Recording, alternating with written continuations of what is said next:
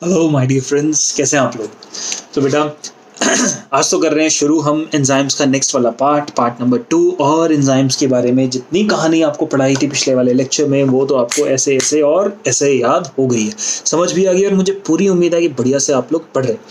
बेटा एक चीज़ याद रखना, मैं आपको रिकमेंड करूँगा कि जब भी आप अपना स्टडीज़ करते हैं तो इसके बाद आपके पास सैटरडे या संडे हम आपका एक डाउट सेशन शेड्यूल करते हैं। आप उस डाउट सेशन में आइए, उस डाउट सेशन को अटेंड कीजिए और देखिए आपको बहुत कुछ एक्स्ट्रा नया और डिस्कशन से सीखने को मिलेगा। 1 घंटे का डाउट सेशन रहेगा, that would be really good time and a very good conversation. बेटा आपकी सिर्फ अपनी नहीं बाकी दूसरों के भी डाउट सुनने से हमें बहुत सारे कंसेप्ट क्लियर हो जाते हैं।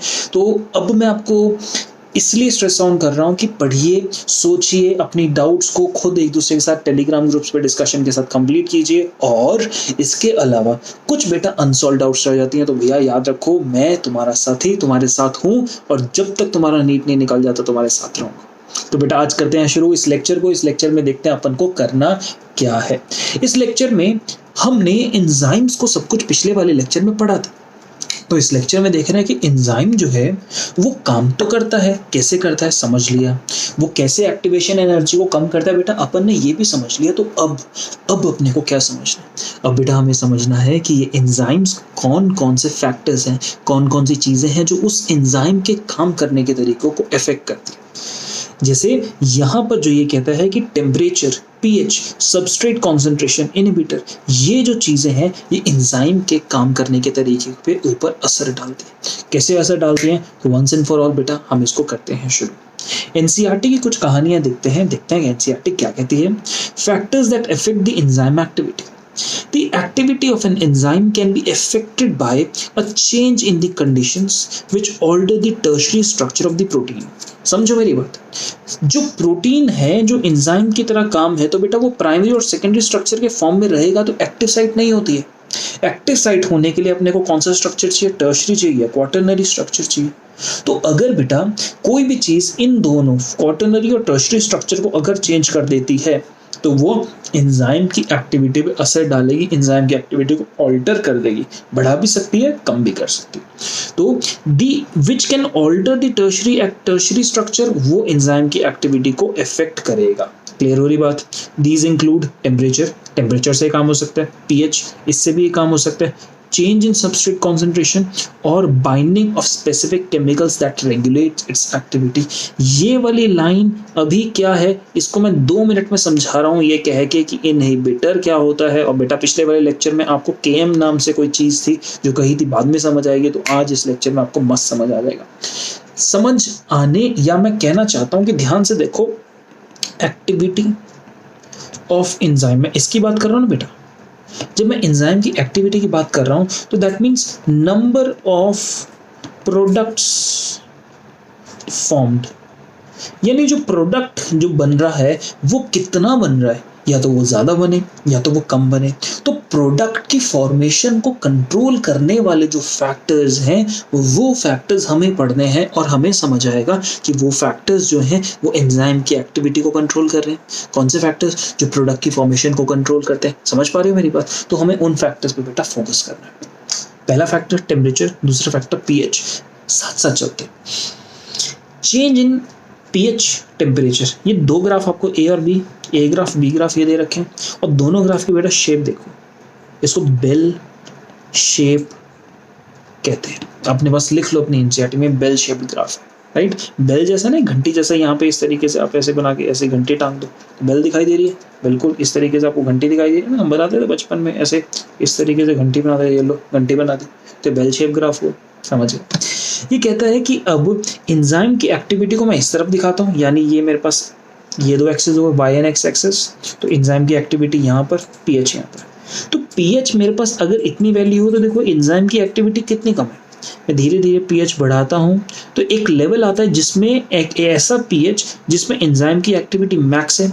इस लेवल से, इस पर्टिकुलर लेवल से अगर पीएच कम हो या इस पर्टिकुलर लेवल से पीएच ज़्यादा हो तो देखो एंजाइम की एक्टिविटी कम हो रही है। मैं ये वाला पीएच है तो बेटा इस रेगुलर लेवल से पीएच अगर ज़्यादा है तो एंजाइम की एक्टिविटी देखो कम हो गई, कम है तो एंजाइम की एक्टिविटी कम हो गई। दैट मीन्स एक डेफिनेट पीएच है जिसमें एंजाइम अपना बेस्ट काम करता है। अब मैं pH के साथ जैसे मैं टेम्परेचर का भी ग्राफ देखा हूँ, देखो ये मेरे पास पर्टिकुलर टेम्परेचर है जिसमें एंजाइम अपनी मैक्सिमम एक्टिविटी दे रहा है, मैक्सिमम एक्टिविटी इस पर्टिकुलर टेम्परेचर पे मिल रही है ना। तो बेटा ये पॉइंट्स, ये वाले और ये वाले पॉइंट्स जिनमें मैक्सिमम एक्टिविटी मिलती है, इनको कहते हैं ऑप्टिमम पॉइंट्स।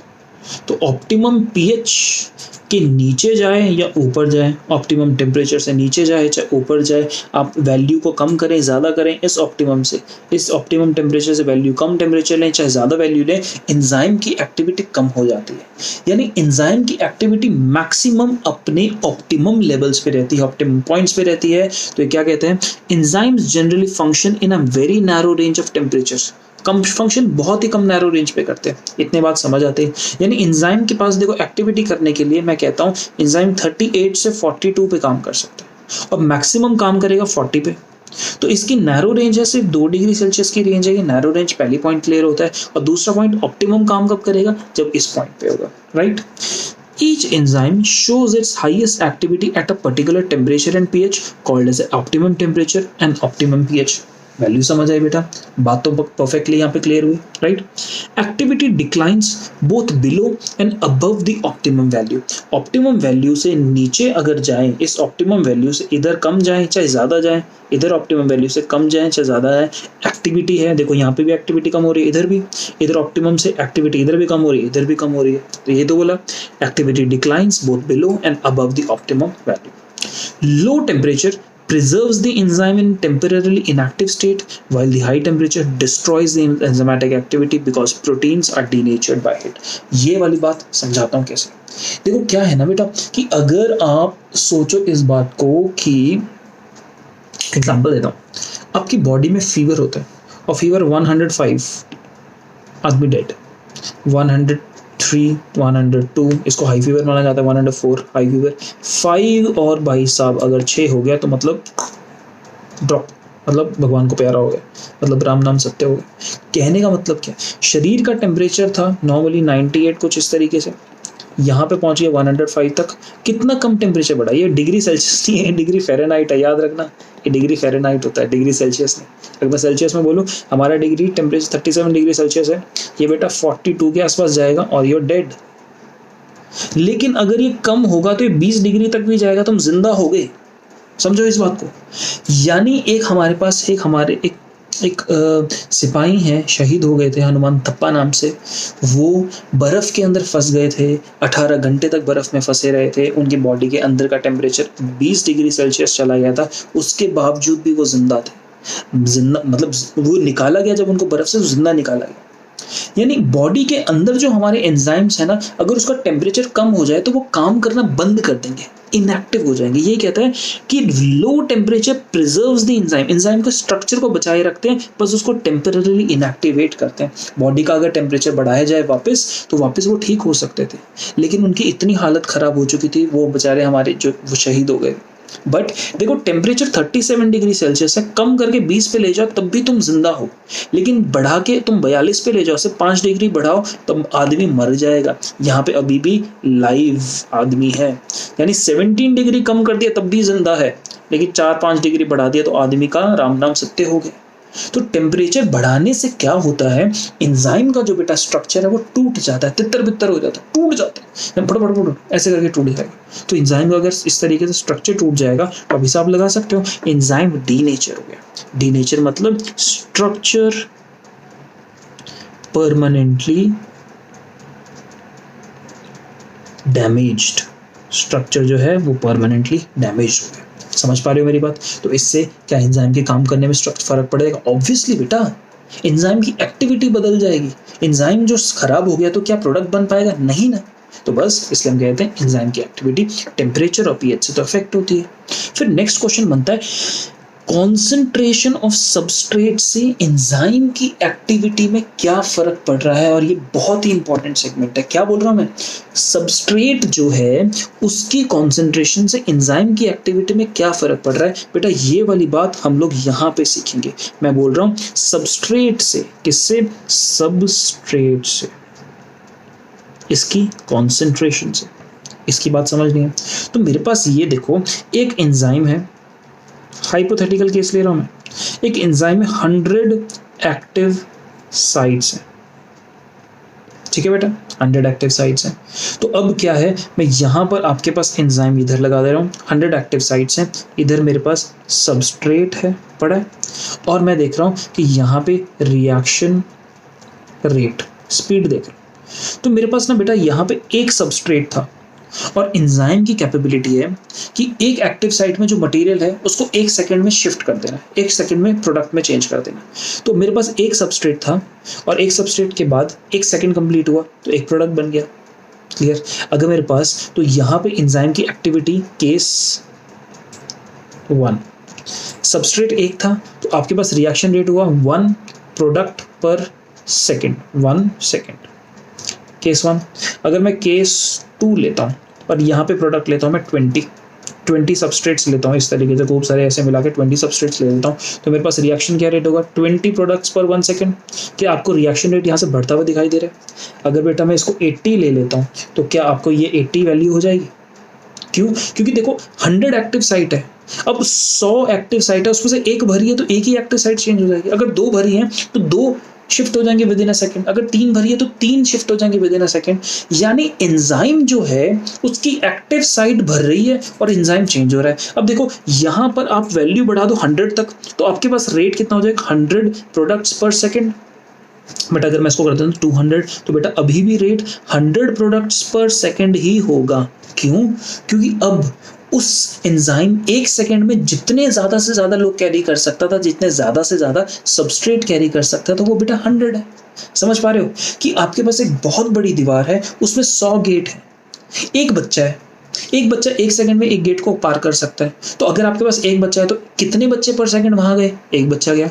अगर आपके पास 20 बच्चे हैं तो पर सेकंड कितने बच्चे एक जगह से दूसरे का ट्रांसपोर्ट हो सकते हैं, 20। अगर आपके पास 50 बच्चे हैं 1 सेकंड में, उन 100 गेट्स में से कितने बच्चे उधर जा सकते हैं, 50 स्टूडेंट्स जा सकते हैं। और अगर आपके पास 100 स्टूडेंट्स हैं तो 1 सेकंड में कितने उधर जा सकते हैं, 100, क्योंकि बेटा गेट्स 100 है। तो जब तक एंजाइम जो है उसकी सबस्ट्रेट, उसकी एक्टिव साइट जब तक भर नहीं जाती ना, तो मैं सबस्ट्रेट कॉन्सेंट्रेशन बढ़ाते रहूंगा और एंजाइम की एक्टिविटी बढ़ती जाएगी। यानी जब तक आपके पास एंजाइम की सबस्ट्रेट जो है ना वो उसकी एक्टिव साइट्स को टोटली ऑक्यूपाई कर लेते हैं। जैसे मैं कहता हूं कि यहाँ पे जब मैक्सिमम स्पीड आई 100 प्रोडक्ट्स पर सेकेंड, तो that means this is a point when all the active sites of the enzyme were occupied। इस पॉइंट पे एंजाइम की सारी एक्टिव साइट्स ऑक्यूपाइड थी। तो एंजाइम मैक्सिमम स्पीड पे काम करेगा ना बेटा, इसलिए इस पॉइंट को अपन टर्म करते हैं V max. V is velocity, यानी मैक्सिमम वेलोसिटी, मैक्सिमम स्पीड जिससे रिएक्शन हो रहा है, रिएक्शन की जो वेलोसिटी है उसकी बात करी जा रही है, मैक्सिमम वेलोसिटी। यानी देखो ना, मैं यहाँ पे सबस्ट्रेट कॉन्सेंट्रेशन कम थी, मैं धीरे धीरे बढ़ाता गया और इस पॉइंट पे आके ये मेरे पास सबस्ट्रेट कॉन्सेंट्रेशन है जिसपे बढ़ती रहेगी। अब बोलो इसके बाद सबस्ट्रेट कॉन्सेंट्रेशन बढ़ेगी? नहीं। अगर मैं इस ग्राफ को ऐसे एक्सटेंड करूंगा तो ग्राफ इस तरीके से बढ़ता रहेगा, यानी सबस्ट्रेट कॉन्सेंट्रेशन अब उतनी ही रहेगी, रिएक्शन वेलोसिटी उतनी रहेगी। यानी ये हमेशा, अगर मैं इस वैल्यू को 100 मान के चलूं तो ये 100 ही रहेगी, चाहे सबस्ट्रेट कॉन्सेंट्रेशन समझ लो यहाँ पे आपके पास कुछ थी, x थी, तो मैं यहाँ पे बढ़ाता गया, मैं सबस्ट्रेट कॉन्सेंट्रेशन को 2x भी कर दूंगा तब भी रिएक्शन वेलोसिटी मैक्सिमम बेटा 100 ही रहेगी। क्यों? ये बात आप समझ गए? क्योंकि गेट जो है, उस दीवार में जो लगे हुए दरवाजे हैं, गेट हैं, उसमें से एक वक्त में मैक्सिमम 100 बच्चे ट्रांसपोर्ट हो सकते हैं। तो अगर आपके पास 500 स्टूडेंट्स हैं तो उनको ट्रांसपोर्ट होने में कितना सेकंड लगेंगे, 5 सेकंड्स लगेंगे। अगर 100 स्टूडेंट्स हैं तो ट्रांसपोर्ट होने में कितने सेकंड्स लगेंगे, 100। अगर 50 स्टूडेंट्स हैं तो ट्रांसपोर्ट होने में उल्टा बोल दिया मैंने, अगर मेरे पास 500 स्टूडेंट्स हैं तो ट्रांसपोर्ट होने में 5 सेकंड लगेंगे। अगर 100 स्टूडेंट हैं तो ट्रांसपोर्ट होने में आपको 1 सेकंड लगेगा। अगर 50 स्टूडेंट्स हैं तो ट्रांसपोर्ट होने में 1 सेकंड लगेगा। 1 स्टूडेंट है तो ट्रांसपोर्ट होने में अभी भी 1 सेकंड ही लगेगा। क्योंकि समझ गए ना कंसेप्ट? ये वाली बात आपको क्लियर हुई? तो यहाँ तक हमें बेसिक तो बेटा अच्छे से क्लियर हुआ, ये वाली बात हमें विद बेसिक्स अच्छे से परफेक्टली क्लियर हुआ, राइट बेटा? कोई डाउट नहीं। अब यहाँ पे साइंटिस्ट ने रियलाइज किया कि जब हम कोई भी मैथमेटिकल कैलकुलेशंस करते हैं, हम ना सेंटर पॉइंट ले लेते हैं। ये सेंटर पॉइंट डिफाइन करने के लिए जब कैलकुलेशंस करी गई तो ये मालूम लगा ये पॉइंट बहुत ही इंपॉर्टेंट है। वो क्यों है उसकी डेरिवेशंस हमें नहीं देखनी, हमें सिर्फ एक चीज जाननी है देखो इस एक्सिस पे, एक्स एक्सिस पे मैं क्या देख रहा हूँ, कॉन्सेंट्रेशन ऑफ सबस्ट्रेट, यानी कॉन्सेंट्रेशन ऑफ सबस्ट्रेट, ये मैं कहाँ देख रहा हूँ, एक्स एक्सिस पे। वाई एक्सिस पे मैं क्या ऑब्जर्व कर रहा हूँ बेटा, यहाँ पर वाई एक्सिस में वेलोसिटी ऑफ रिएक्शन। तो आप देखो क्या है, साइंटिस्ट ने क्या समझा और क्या देखना शुरू किया। साइंटिस्ट कहते हैं कि देखो मैक्सिमम वेलोसिटी बेटा जी यहाँ पे 100 है, तो अब देखो मैक्सिमम वेलोसिटी का हाफ v max by 2 50 इस पॉइंट पे कैलकुलेट कर लिया। तो कहते हैं कि मैक्सिमम वेलोसिटी का जो हाफ है वो इस पॉइंट पे आया, तो वो कितनी सबस्ट्रेट कॉन्सेंट्रेशन पे आया, विच what was that substrate concentration, ये वाला सबस्ट्रेट कॉन्सेंट्रेशन होगा दिस substrate concentration.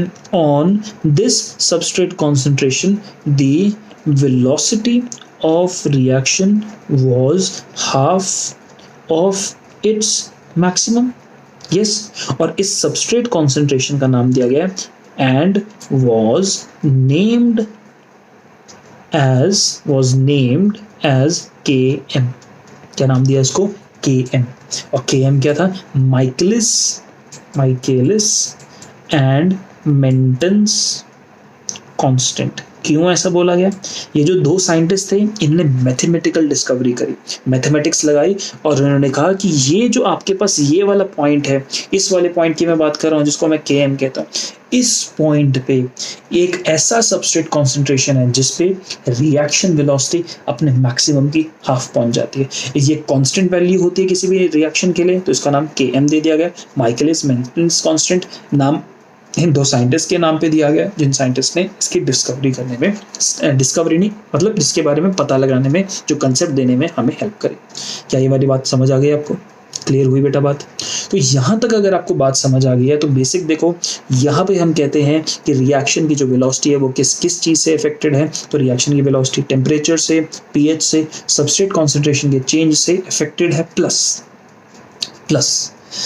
कुछ ऐसी चीज़ों से जिन चीज़ों को अपन इनहिबिटर कहते हैं। ये चीज़ इनहिबिटर एंजाइम एक्टिविटी को अफेक्ट कर सकती है। इनहिबिटर क्या है, इनहिबिटर ऐसा सब्सटेंस है जो रिएक्शन की वेलोसिटी को, या मैं ऐसा कहूँ एंजाइम की स्पेसिफिकली वर्ड बोलूँ, एंजाइम की एक्टिविटी को अफेक्ट कर सकता है। कैसे अफेक्ट करते हैं देखते हैं इनहिबिटर की डेफिनेशन से। इनहिबिटर एक ऐसा सब्सटेंस है, it is an substance that can diminish यानी रिड्यूस द एंजाइम की एक्टिविटी। एंजाइम जो कैटालाइज रिएक्शन है उसकी स्पीड को अगर कम करने की क्षमता कोई चीज रखती है तो वो क्या हुआ बेटा, एक इनहिबिटर हुआ। यानी इनहिबिटर उस बस में ब्रेक्स की तरह, उसकी स्पीड को जो कम कर देगा वो हमारा होगा इनहिबिटर। डन। अब इनहिबिटर किस तरीके से होता है, इनहिबिटर काम कैसे करता है, इस हिसाब से एंजाइम के इफेक्ट पे क्या असर पड़ रहा है मैं देखता हूँ। यानी जो रिएक्शन है उसकी बेटा इनहिबिशन हो रही है ना, वो रिएक्शन रुक रहा है, वो बस स्लो हो रही है। तो वो स्लो बस कैसे लिए हो रही है कि जैसे आपके पास एक ड्राइवर ने ब्रेक लगाई और बस की स्लो स्पीड हो गई और फिर वापस सेम स्पीड आ गई। और कभी ऐसा हुआ कि ड्राइवर ने ब्रेक लगाई और टायर ब्रेक लगाई और इसके साथ ऐसी तरीके से गेम हुआ, कुछ ऐसा आया रास्ते के अंदर कि टायर चारों के चारों पंचर हो गई और पूरी की पूरी बस फुल स्टॉप रुक गई और दोबारा कभी चली नहीं। समझ पा रहे हो? तो ये पॉइंट समझ आ रहे हैं कि एक बार बस चलाई, आपने ब्रेक लगाई तो बस रुकी थोड़ी सी, फिर दोबारा चल पड़ी, यानी प्रोसेस रिवर्सिबल है। और ऐसा भी हो सकता है कि टायर चारों के चारों फट गए, टायर का जो पूरा का पूरा ये एक्सल वगैरह सब टूट गया, तो इरिवर्सिबल। समझ पा रहे हो मेरी बात? ये मैं तुम्हें समझाना चाह रहा हूँ। यानी जो आपके पास इनहिबिशन है वो रिवर्सिबल भी हो सकता है, इरिवर्सिबल भी होता है। ये वाली बात क्लियर हुई बेटा आपको? पक्का डन, समझ आ गई? इसमें तो कोई डाउट नहीं। बाक इसके अलावा भी आपको जो दो नाम समझने जरूरी है कि इनहिबिशन जो है, इनहिबिशन कैसी होती है। वो जो दो नाम दिए ना, रिवर्सिबल, इरिवर्सिबल, इसको बैकग्राउंड में डाल के रखो क्योंकि काम आए। अभी के लिए क्या समझाना चाहता हूँ, इनहिबिशन कॉम्पिटिटिव है, नॉन कॉम्पिटिटिव है, और ये क्या है इस बात को जरा हम इसके वर्ड से देखते हैं। ऐसा है ना बेटा कि तुम लोग हो, तुम्हें ना दिल्ली से आगरा जाना है। अब दिल्ली से जब तुम्हें आगरा जाना है तो कंडीशन क्या है कि तुम्हारे भाई बंधु, तुम्हारी पूरी की पूरी फैमिली, तुम्हें उठ के दिल्ली से आगरा जाना है, राइट? तो अब कंडीशन क्या है कि तुम जाते हो और बस की जाके सीट पे बैठ जाते हो, बस तुम्हें उठाती है दिल्ली से आगरा पहुंचा देती है, यानी रिएक्शन हो गया। बट अब कंडीशन क्या है कि तुम जब बस में चढ़ने लगे, इतनी देर में कोई पड़ोसी वाला आदमी आया और तुम्हें धक्का देके हुए तुम्हारी सीट पे जाके बैठ गया। अगर वो तुम्हारी सीट पे जाके बैठ गया तो तुम कुछ कर पाओगे क्या? नहीं, तुम नहीं कुछ कर पाओगे। तो इससे क्या नुकसान होगा कि तुम्हारी जगह वो बैठ गया तो बेटा तुम्हारा वाला रिएक्शन हुआ, नहीं हुआ ना। तो उस सीट के लिए, उस एक्टिव साइट के लिए कंपटीशन हो रहा है। कंपटीशन क्या हो रहा है कि तुम बैठना चाह रहे थे, इतनी देर में जो तुम्हारा पड़ोसी है वो जाके वहां पर बैठ गया, तो दैट मीन्स तुम्हारा वाला रिएक्शन तो नहीं हुआ ना। और इससे नुकसान क्या हुआ कि प्रोडक्ट नहीं बन पाया, फाइनली प्रोडक्ट नहीं बन पाया, जो तुम्हारा वाला प्रोडक्ट था वो नहीं बन पाया। क्यों? क्योंकि किसी ने तुम्हारे साथ कंपटीशन किया था। समझ पा रहे हो? तो वो कंपटीशन तुम्हारे रिएक्शन को रोक दे रहा है ना, तुम्हारे रिएक्शन को स्पीड कम कर दे रहा है, तुम्हारे रिएक्शन को इनहिबिट कर दे रहा है। एग्जैक्टली तो बेटा ये कॉम्पिटिटिव इनहिबिशन हुआ। क्या हुआ कॉम्पिटिटिव इनहिबिशन? हियर इनहिबिटर जो तुम्हारी तरह है, जो तुम्हारी सीट पे बैठने काबिल है, जो तुम्हारी तरह सीट पे फिट होता है, inhibitor which closely resembles A substrate in its molecular structure, तुम्हारी तरह दिखता है, वो जाके तुम्हारी सीट पे बैठ जाएगा, तुम्हारी एक्टिव साइट के साथ बाइंड कर देगा और इससे एंजाइम की एक्टिविटी रिड्यूस हो जाएगी। क्यों? क्योंकि एंजाइम को भेजना था तुम्हें दिल्ली से आगरा, लेकिन भेज पाया क्या? नहीं भेज पाया ना। क्लियर हो रहा है? ये मेरी बात समझ आ रही है? तो अब तुम्हें उसको वहां पे बैठने से रोकना है, तो तुम क्या करोगे? तुम अपने पूरे परिवार को बोलोगे चलो हम सब साथ चलते हैं।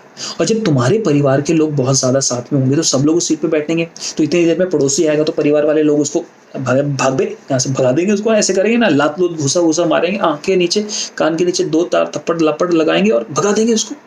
तो दैट मीन्स कॉम्पिटिटिव इनहिबिटर है, उसको तुम्हारी सीट पे बैठने नहीं देना। तो इसके लिए तुम्हारे पूरे परिवार वाले मिलके अगर काम करेंगे तो बैठने देंगे क्या? नहीं ना। इसका मतलब अगर मैं सबस्ट्रेट का कॉन्सेंट्रेशन बढ़ा दूं तो जो कॉम्पिटिटिव इनहिबिटर है उसके ऊपर कॉम्पिटिटिव इनहिबिटर का जो असर है वो नहीं पड़ेगा। ध्यान से मेरी बात सुनो।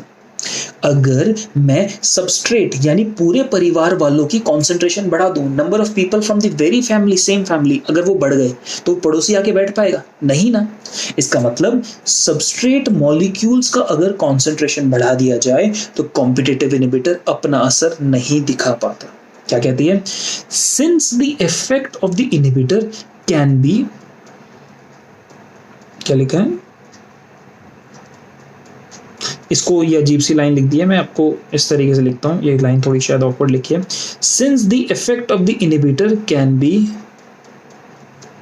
नलिफाइड, ऐसे ये पूरी लाइन है।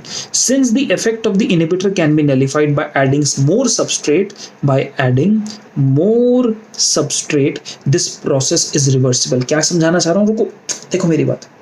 अब सबस्ट्रेट का कॉन्सेंट्रेशन बढ़ा दिया, किसका? सबस्ट्रेट का कॉन्सेंट्रेशन बढ़ा दिया, तो एंजाइम जो है उसमें सबस्ट्रेट बढ़ने से जो वो कॉम्पिटिटर है ना, कॉम्पिटिटिव इनहिबिटर है, वो जो तुम्हारा पड़ोसी है वो नहीं बैठ पाएगा, तुम बैठ जाओगे, राइट? तो दैट मीन्स क्या हुआ कि पहली बात, तुम अपने कॉम्पिटिटिव इनहिबिटर से जीत सकते हो सबस्ट्रेट कॉन्सेंट्रेशन बढ़ाने से, पहला पॉइंट। और दूसरा पॉइंट, जो इनहिबिटर आके बेटा बैठ गया था ना, जो इनहिबिटर आके, समझो कि वो इनहिबिटर आके तुम्हारी सीट पे बैठ गया, तुम अपने परिवार वालों को बोलोगे यार इसको यहाँ से उठाओ, तो तुम्हारे जो परिवार वाले इस तरीके से यहाँ पे बैठे होंगे ना, वो जाएंगे उसको थपड़िया देंगे, अच्छे दबा के उसके कान के नीचे बढ़िया से 2 लगाएंगे और बोलेंगे भाग जाओ। तो तुम्हारा जो वो पड़ोसी है उसको उसकी सीट से उठा के भगाया जा सकता है। कैसे? जब तुम्हारे परिवार वाले, तुम्हारे सबस्ट्रेट्स, तुम्हारे साथ वाले जो सबस्ट्रेट्स हैं वो काम करेंगे। यानी उस कॉम्पिटिटिव इनहिबिटर जो बैठ गया था, उसने जो इनहिबिट कर दिया था, उसको हटाया जा सकता है, तो उसके असर को खत्म किया जा सकता है और सिचुएशन पहले जैसी नॉर्मल हो सकती है। इसीलिए ये प्रोसेस रिवर्सिबल होता है। क्या मेरी बात समझ आई? बढ़िया से क्लियर हो गया। और रिवर्सिबल प्रोसेस तो है, ये तो बात समझ आई, पक्का क्लियर। और इस प्रोसेस में क्या किसने मदद किया? आपके परिवार वालों ने मदद किया ना, यानी सेम सबस्ट्रेट मॉलिक्यूल्स ने मदद किया। क्लियर हो रही है बात? तो देखो बेटा, यहाँ पे इसको फोटो से दिखा रखा है, ये हमारे पास एंजाइम है, ये हमारे पास ये सबस्ट्रेट है, और ये इनहिबिटर है जो सबस्ट्रेट जैसा दिखता है। ये चुपके से सबस्ट्रेट आके, ये इनहिबिटर यहाँ पे आके बैठ गया, तो तुम बैठ पाए क्या? नहीं बैठ पाए। और जब तुम नहीं बैठ पाए तो भैया क्या हुआ? ये मिलके कुछ भी ना करेगा, रिएक्शन होने ही ना देगा, तो प्रॉब्लम सॉल्व हुई। इसका एग्जाम्पल समझने के लिए हम कहते हैं कि सक्सिनेट डिहाइड्रोजिनेज हमारा एक एंजाइम है जो एक इनहिबिटर मैलोनेट से इफेक्ट हो जाता है। जैसे हमारे पास फोलिक एसिड सिंथेसिस, चलो पहले ये वाला रिएक्शन आपको समझ आया कि एंजाइम है सक्सिनेट डिहाइड्रोजिनेज, और इस एंजाइम के काम करने का जो तरीका है, क्षमता है, अगर मुझे उसको रोक देना है, इससे काम नहीं होने देना, तो ये इसके लिए कॉम्पिटिटिव इनहिबिटर है, ये मैलोनेट। तो इसको अंडरलाइन करके लिख लो, मैलोनेट आपका क्या है? एक कॉम्पिटिटिव इनहिबिटर है। राइट इट डाउन बेटा। राइट। सेकंड, अब जब हम बैक्टीरिया को देखते हैं तो बेटा बैक्टीरिया को, जो बैक्टीरिया है उसको जिंदा रहने के लिए अपने शरीर में फोलिक एसिड को सिंथेसाइज करना है। फोलिक एसिड हमारे पास जो होता है विटामिन होता है, उसको सिंथेसाइज करना है इस बैक्टीरिया को अपनी बॉडी में, ताकि जिंदा रह सके। तो तुम्हारी बॉडी में एक बैक्टीरिया आ गया जो डिसीज कर रहा है, उसको जिंदा रहने के लिए अपने शरीर, हमारे शरीर में फोलिक एसिड तो बनाना है। क्यों? किसको बनाना है? बैक्टीरिया को बनाना है। तो मैं एक दवाई खाऊंगा और मैं ठीक हो जाऊंगा। तो मैंने दवाई खाई, तो दवाई ने क्या किया? दवाई ने, जैसे जो दवाई है सल्फा ड्रग है, उसने क्या किया? बैक्टीरिया का जो एंजाइम था ना, जो फोलिक एसिड सिंथेसाइज करने में मदद कर रहा था, उसको रोक दिया। उस एंजाइम के साथ कॉम्पिटिटिव इनहिबिशन कर दी। तो मैं समझाना चाह रहा हूं कि फोलिक एसिड सिंथेसिस को सल्फा ड्रग से रोका जा सकता है, क्योंकि sulfa drugs are the competitive inhibitor for the enzyme which is responsible, which is involve in folic acid synthesis. क्या आपको मेरी बात क्लियर हो गई है बेटा? पक्का? अब देखो, in the presence of competitive inhibitor, ये वाली बात ऐसी है जो किसी को समझ नहीं आती और जो बेहद बेहद बेहद इंपॉर्टेंट है। अब हमने कॉम्पिटिटिव इनहिबिटर समझ लिया, कॉम्पिटिटिव इनहिबिटर का काम रिवर्सिबल है ये भी समझ लिया, और उसका असर अगर खत्म करना है तो उसको, उसके असर को खत्म करने के लिए, कॉम्पिटिटिव इनहिबिटर के असर को खत्म करने के लिए मुझे सबस्ट्रेट का कॉन्सेंट्रेशन बढ़ाना पड़ेगा। ये तो बात समझ सकते हो।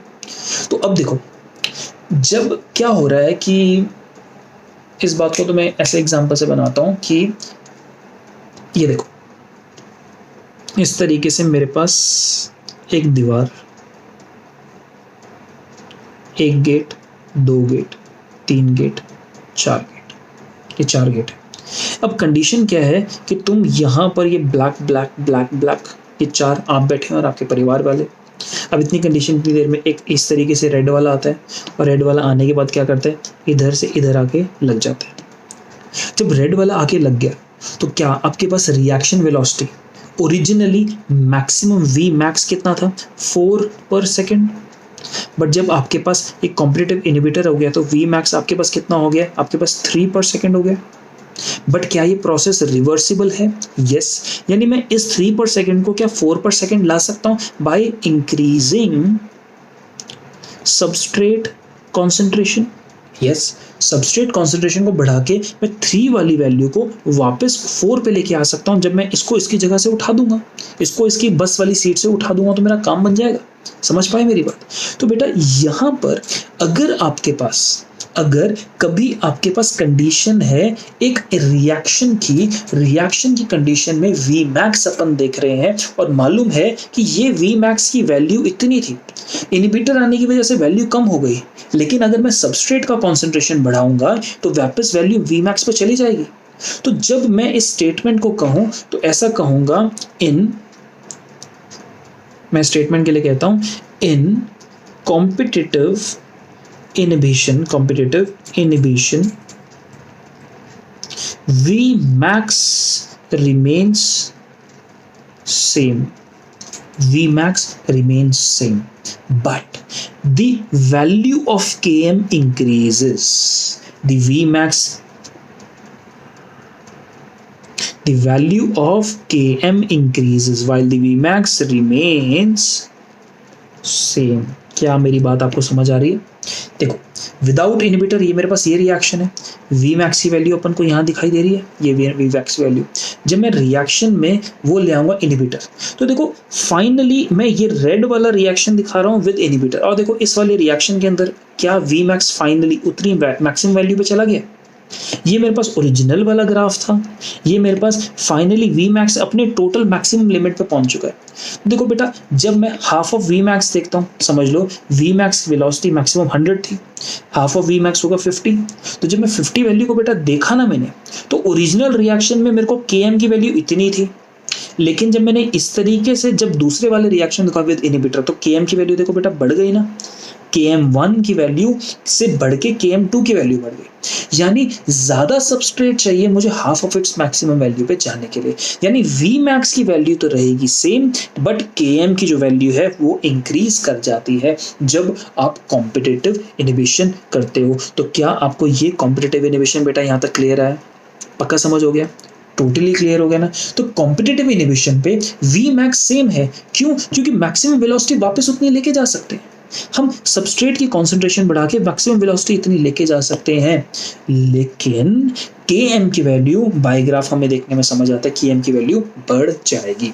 तो क्या आपको यहाँ तक कॉम्पिटिटिव इनहिबिशन समझ आया? बहुत बढ़िया। तो अब बेटा अपन क्या पढ़ेंगे? Non competitive inhibition.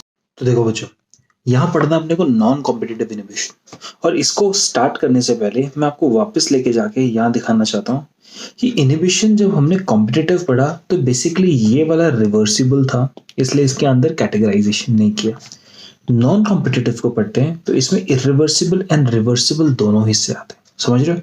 Non competitive का मतलब ये है कि अब जो ये दूसरा पड़ोसी है ये तुमसे तुम्हारी बस की सीट के लिए नहीं लड़ेगा, ये इसको लड़ने की जरूरत नहीं है, ये सीधा जाएगा और टायर पंचर कर देगा, ये सीधा जाएगा पेट्रोल की टंकी में छेद कर देगा, या कुछ ना कुछ ऐसा काम करेगा, टायर में से हवा निकाल देगा, कुछ तो ऐसा काम करेगा ताकि तुम्हें तुम्हारी सीट पे तो बैठने को मिल जाए लेकिन बस ही ना चले।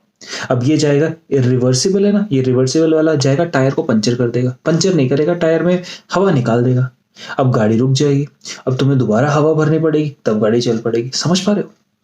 क्लियर हो रहा है? और इरिवर्सिबल वाला तो भैया ये है कि टायर ही निकाल के फेंक देगा। अब जब टायर निकाल के फेंक दिया तो गाड़ी ना चलेगी ना, और बेटा जब गाड़ी नहीं चलेगी इसका मतलब गाड़ी खराब हो गई, दैट मीन्स एंजाइम खराब हो गया। तो आइए देखते हैं इसको अपने शॉर्ट फॉर्म में हमें करना कैसे। नॉन कॉम्पिटिटिव इनहिबिशन में सबसे पहले पढ़ रहे इरिवर्सिबल। इसने आपकी बस का चक्का, चाहिए पहिया जो होता है वो निकाल के फेंक दिया। इसने कहा when the inhibitor binds with the site other than the active site, आपकी सीट पे नहीं बैठ रहा है, कुछ और कर रहा है, एंड डिस्ट्रॉय कर देता है। और स्पेसिफिकली यहाँ क्या डिस्ट्रॉय कर रहा है? कोई भी एंजाइम है ना बेटा, उसके अंदर सल्फर हाइड्राइल एसिड ग्रुप्स मिलते हैं, उसके जो ग्रुप्स होते हैं एंजाइम के, उसको वो अच्छे से डिस्ट्रॉय कर देता है। और इस तरीके से डिस्ट्रॉय करता है कि एंजाइम की एक्टिविटी इज कंप्लीटली लॉस्ट। देखो ना यहाँ पर, या आपके पास ये नॉर्मल कंडीशन है, ये एंजाइम है, ये सबस्ट्रेट है, और ये अपने पास नॉन कॉम्पिटिटिव इनहिबिटर है। बाइंड करेगा किसी और साइट पे, और साइट पे इस तरीके से बाइंड करेगा कि एक्टिव साइट का स्ट्रक्चर खराब हो जाए। और एक्टिव साइट का बेटा देखो स्ट्रक्चर खराब हुआ, ये वाली एक्टिव साइट है ना, इसका स्ट्रक्चर खराब हुआ और टोटल का टोटल सत्यानाश हो गया। सत्यानाश इस तरीके से, अब यहाँ पे एक्टिव साइट पे ये बैठ ही नहीं सकता। समझ पा रहे हो? यानी आपके पास एंजाइमेटिक रिएक्शन आगे फॉरवर्ड बेटा हो ही नहीं सकता। क्या ये मेरी बात समझ आ रही है? इरिवर्सिबल के केस में एंजाइम हमेशा हमेशा के लिए गया, खत्म, बेकार हो गया। समझ पाए मेरी बात? ये फर्क पड़ता है बेटा इरिवर्सिबल का, एंजाइम खराब हो गया। जब आप इरिवर्सिबल के अगला दूसरा देखते हो रिवर्सिबल, तो यहां पे हमें समझना है कुछ। कहते some enzymes have allosteric sites to modulate the enzyme activity. Allosteric site कैसी होती है बेटा? बेटा हमें यहां से समझ आएगा। ये देखो ना बेटा, ये हमारे पास एक एंजाइम है। एंजाइम में एक साइट एक्टिवेटर के लिए, एक साइट इनहिबिटर के लिए। याद रखना ये और ये दोनों एक्टिव साइट्स नहीं है, ये साइट है इनहिबिटर और ये साइट है एक्टिवेटर के लिए, और ये साइट है एक्टिव साइट। जब इस एंजाइम के साथ एक्टिवेटर भी बाइंड कर सकता है, इनहिबिटर भी बाइंड कर सकता है, और सबस्ट्रेट तो एक्टिव साइट पे बाइंड करेगा ही करेगा। तो केस 1, जब एंजाइम के साथ एक्टिवेटर कर गया बाइंड, तब जाके ये जो आपके पास ये सबस्ट्रेट होगा ये अपनी एक्टिव साइट पे बाइंड कर पाएगा। बट बाय चांस अगर ये वाला इनहिबिटर बेटा बाइंड कर गया ना, तो देखो एक्टिव साइट का स्ट्रक्चर चेंज हो जाएगा, और जो अपने पास ये स्क्वायरिश सा ये सबस्ट्रेट है ये इस पोजीशन में नहीं बाइंड कर पाएगा। यानी सबसे सिंपल शब्दों में कहूं कि what is a allosteric site? किसी भी एंजाइम में इस एक्टिव साइट से अलग आपके पास कोई दूसरी साइट, ये दूसरी साइट जिसके ऊपर हमारा एक्टिवेटर या इनहिबिटर बाइंड करे और एक्टिव साइट के साथ सबस्ट्रेट की एसोसिएशन को चेंज कर दे। जब इनहिबिटर बाइंड कर जाएगा तो एक्टिव साइट के साथ सबस्ट्रेट बाइंड नहीं कर पाएगा। इनहिबिटर पे अगर ये इनहिबिटर साइट पे आके इनहिबिटर ने बेटा बाइंड कर दिया तो समझ लो कि एंजाइम की ऐसी तैसी हो गई। बट अगर एक्टिवेटर बाइंड कर गया तो दैट मीन्स सबस्ट्रेट यहाँ पे बाइंड कर पाएगा। समझ पा रहे हो मेरी बात? तो देखो ये क्या समझाना चाहता है कि some enzymes have allosteric site, यानी एक्स्ट्रा अलग से एक अलग site then the active site. Active site से अलग साइट है जो एंजाइम की एक्टिविटी को मॉड्यूलेट कर सकती है, और यहाँ पे रिवर्सिबल बाइंडिंग हो रही है। तो कहते हैं यहाँ पे जो इनहिबिटर होता है वो रिवर्सिबली बाइंड करता है किसके साथ? एलोस्टेरिक साइट के साथ, and negatively changes the configuration.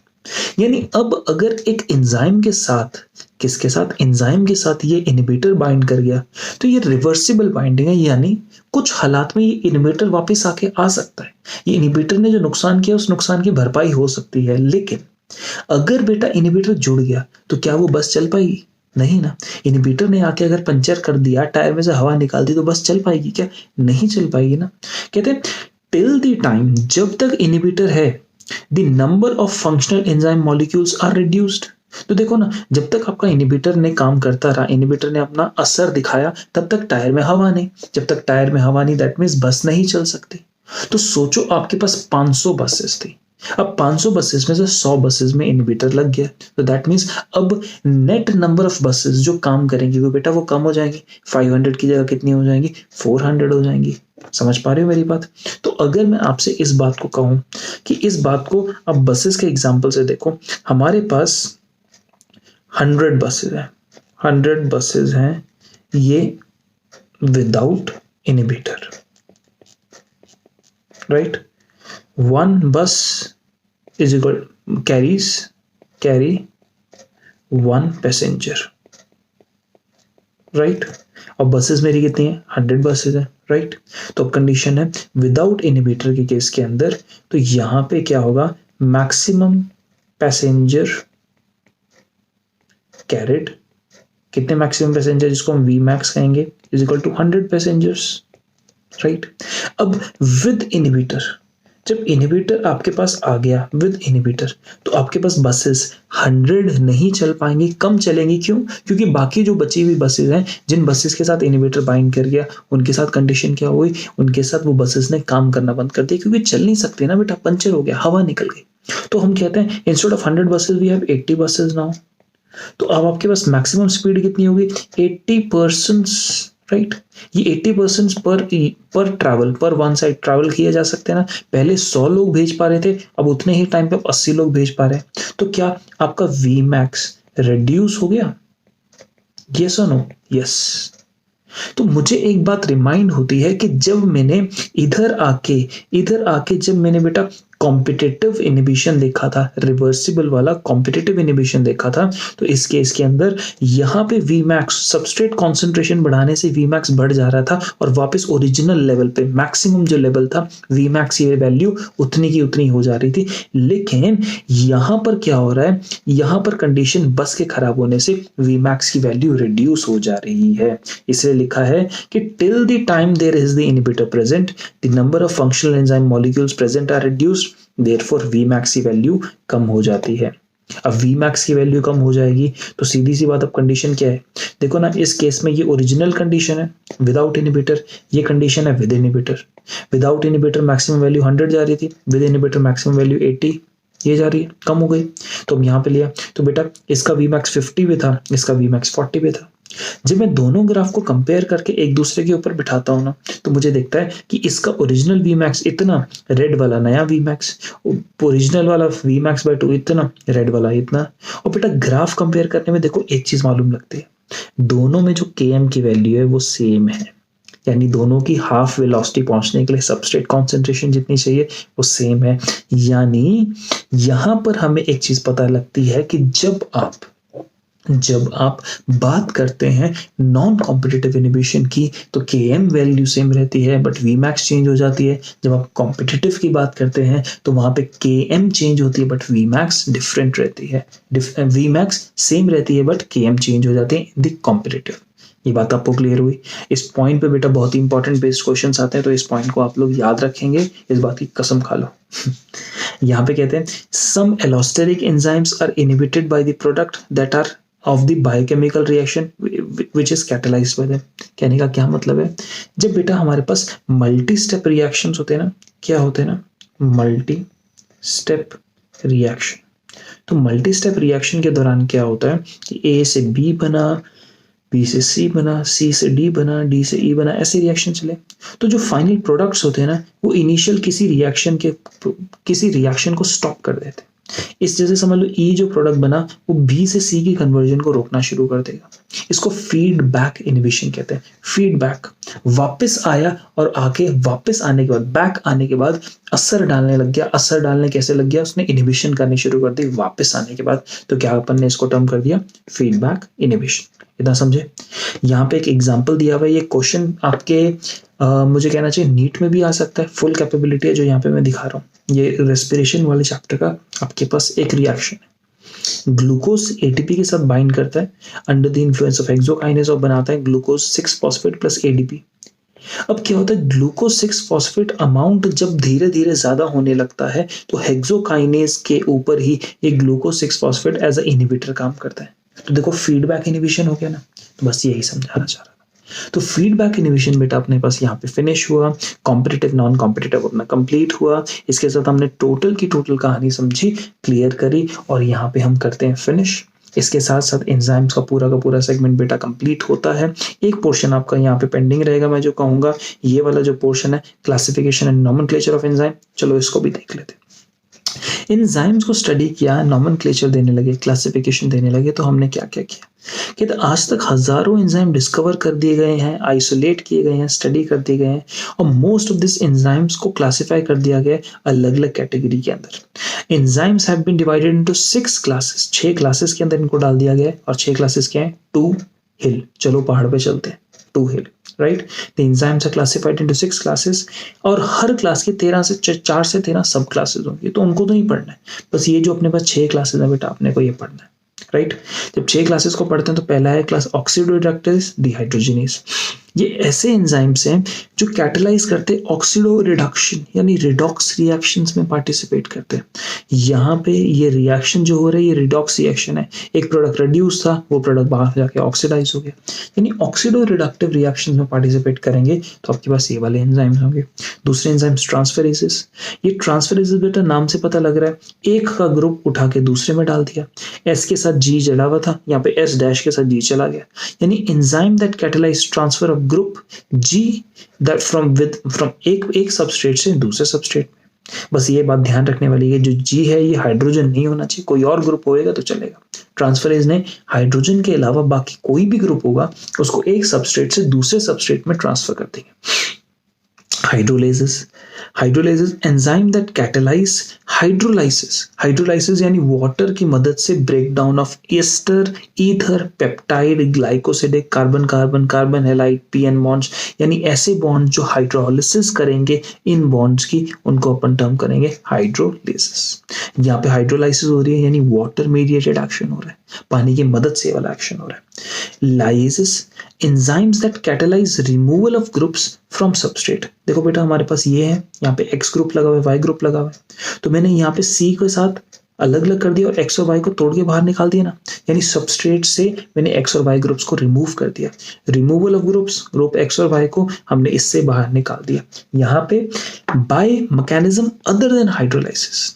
यहाँ पे बेटा अपन हाइड्रोलाइसिस कर रहे हैं, हाइड्रोलाइसिस में यहाँ पे तोड़ने के लिए मैं हाइड्रोलाइसिस नहीं कर रहा हूँ, वाटर मीडिएट एक्शन नहीं ले रहा हूँ, वाटर की मदद से तोड़ नहीं रहा हूँ, किसी और तरीके से तोड़ सकते हैं, कोई भी पॉसिबल हो, केमिकल, कोई भी केमिकल रिएक्शन से, बट वो वाटर की मदद से ना हो, यानी अदर देन हाइड्रोलाइसिस। ऐसे मैकेनिज्म जिसमें हाइड्रोलाइसिस नहीं होगा उसकी मदद से हम ब्रेक डाउन कर दे रहे हैं इस वाले केस में लाइएसिस। इसके अलावा बेटा 2 बचते हैं। आइसोमेरेसिस नाम से पता लगता है includes all enzymes catalysing interconversion of optical, geometrical and positional isomers. ये वैसे ही तीनों चीजें आपको केमिस्ट्री में समझाई जाती हैं, यानी मैं कहूंगा एक आइसोमर को दूसरे आइसोमर में अगर कन्वर्ट करना है तो कौन मदद करेगा बेटा, आइसोमेरेसिस। लास्ट लाइगेसिस एंजाइम्स जो कैटलाइज करते हैं, जो फास्टन करते हैं लिंकिंग टुगेदर ऑफ 2 कंपाउंड्स, यानी आपके पास अगर कोई भी ज्वाइनिंग होती है इस किस्म की तो इन ज्वाइनिंग को, किसी 2 बॉन्ड्स की फॉर्मेशन को, इनकी ज्वाइनिंग को अगर कोई प्रमोट करता है तो वो एंजाइम्स लाइगेसिस कैटेगरी में आते हैं। तो ये बेटा 6 कैटेगरी थी जिसको पढ़ता है 2 हिल, ट्रांसफरेज, ऑक्सीडोरिडक्टेज, हाइड्रोलाइसिस, आइसोमेरेसिस, लाइगेसिस, ये सारे के सारे हैं। हमने जब पढ़ा बेटा ये 2 हिल तो यहाँ पे नॉमेनक्लेचर आता है। ये नॉमेनक्लेचर जो यहाँ पे लिखा हुआ है ये आपके एनसीईआरटी में नहीं दिया हुआ है, इसलिए साइड में लिखा हुआ है। ये लोग आप अपने ये वाली बात आप अपने नोट में कैरी करोगे। कहते हैं एंजाइम कमीशन, जो कमीशन के पास रिस्पॉन्सिबिलिटी है एंजाइम को नाम देने की, उसने हर एंजाइम के साथ एक 4 डिजिट नंबर दिया हुआ है।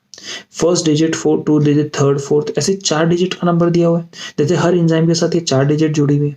तो पहली डिजिट जो होगी वो क्लास बताएगी, वो कौन सी क्लास से बनता है। जैसे 6 क्लासेस है ना, इनमें से कौन सी क्लास में आएगा, दूसरी डिजिट कौन सी क्लास में आएगा, तीसरी डिजिट कौन सी क्लास, देखो दूसरी पहली क्लास, दूसरी सब क्लास, तीसरी सब सब क्लास, और चौथी इंडिविजुअल एंजाइम, यानी वो कौन से नंबर का एंजाइम है। यानी अगर ये 5th क्लास है तो हम यहाँ पे बात करते हैं 1 2 3 4 5, 5th क्लास से आइसोमेरेजेस है। आप समझ पा रहे हो। तो इस तरीके से अपन ने क्लास को इस तरीके से अरेंज कर दिया। तो कौन सा एंजाइम कौन सी क्लास में, कौन सी सब क्लास में, कौन सी सब सब क्लास में, और कौन सा नंबर का एंजाइम हुआ, ये क्लासिफिकेशन एंजाइम कमीशन ने अपने को दी।